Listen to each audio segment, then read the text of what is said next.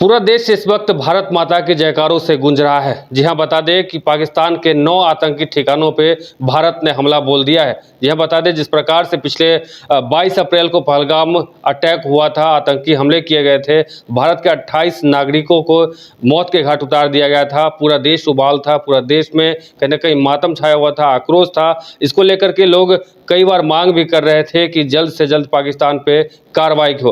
हालांकि रात के 2 बजे के करीब में एक लगभग 9 ठिकानों यानी कि पाकिस्तान के 9 आतंकी ठिकानों पे हमला किया गया और इस ऑपरेशन का नाम दिया गया ऑपरेशन सिंदूर। हमारे साथ बात करने के लिए हमारे ब्यूरो चीफ मदन है। मदन, जिस तरीके से रात के 2 बजे ऑपरेशन सिंदूर का अंजाम दिया गया है, पाकिस्तान के 9 आतंकी ठिकानों पे जो है हवाई फायरिंग की गई है, एयर स्ट्राइक किया गया है, कैसे क्या देखते हैं?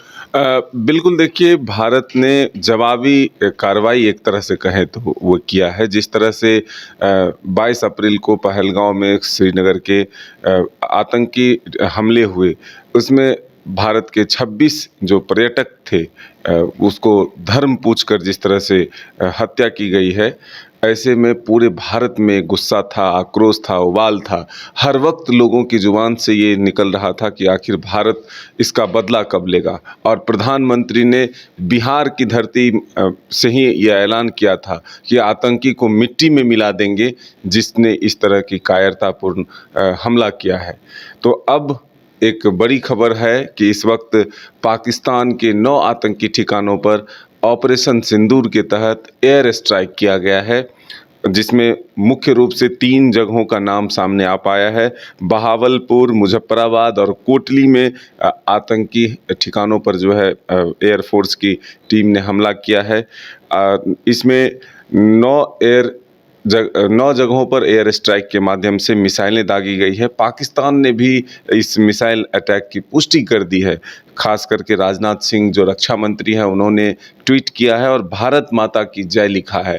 संजय सेठ जो कि रक्षा राज्य मंत्री है, उन्होंने कहा कि ये नया भारत है, जैसा आप कहेंगे वैसा ही होगा, जैसा आप चाहेंगे वैसा ही होगा।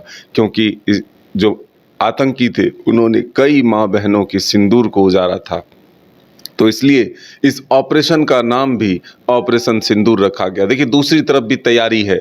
कल आप देख रहे हैं कि यानी कि अब आज अगर कहें, अभी फिलहाल रात के लगभग 3 बजे हैं और 12 बजे के लगभग तैयारी शुरू हुई थी एयर स्ट्राइक की, और लगभग 1:30 बजे के करीब एयर स्ट्राइक हुआ है और 1:44 पर रक्षा मंत्रालय ने इसकी पुष्टि कर दी है। तो ऐसे में अब यह हम कह सकते हैं कि भारत कुछ और बड़ा करने वाला है। हालांकि कल जिस तरह से एक मीडिया चैनल के इंटरव्यू में प्रधानमंत्री खुद मौजूद थे, तो लग रहा था कि अब युद्ध जैसे हालात नहीं हैं, भारत जो है अब फिलहाल कुछ तुरंत नहीं करने वाला है। लेकिन प्रधानमंत्री के उस संबोधन के बाद लग रहा था कि सब कुछ अब सामान्य हो गया है। लेकिन तैयारी पूरी थी और जिस तरह से प्रधानमंत्री ने पहले ही कहा था कि हमने सेना को खुली छूट दे दी है, जगह भी वह तय करेंगे, समय भी वह तय करेंगे। तो अब वो जगह भी तय किया गया, समय भी तय किया गया।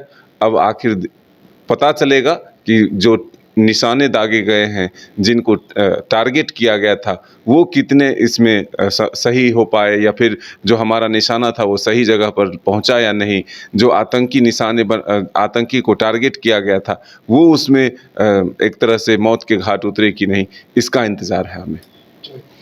तो लगभग एक कहा जा सकता है कि भारत की तरफ से एक बड़ा हमला है पाकिस्तान के ऊपर। लगभग 9 जो आतंकी ठिकाने हैं उसे ध्वस्त कर दिए गए हैं। हाफिज सईद के ठिकाने को भी ध्वस्त किया गया है और साथ ही कई मंत्री हैं भारत सरकार के, उन्होंने अपने एक्स हैंडल पे पोस्ट भी किया है और भारत माता की जय भी लिखा है। चिराग पासवान ने भी भारत माता की जय और जय हिंद की सेना करके पोस्ट किया है। वहीं अगर बात करें तो जो रक्षा राज्य मंत्री हैं संजय सेठ, उन्होंने भी एक्स पे अपनी प्रतिक्रिया दी है। राजनाथ सिंह ने भी भारत माता की जय करके अपनी प्रतिक्रिया जो है साफ तौर से जाहिर किया है। अब देखना दिलचस्प होगा कि आगे और क्या कुछ कार्रवाई होती है भारत की तरफ से। फिलहाल मुझे और हमारे सहयोगी गोलू को दी इजाजत। देखते रहिए न्यूज़ बाइस्कोप। धन्यवाद।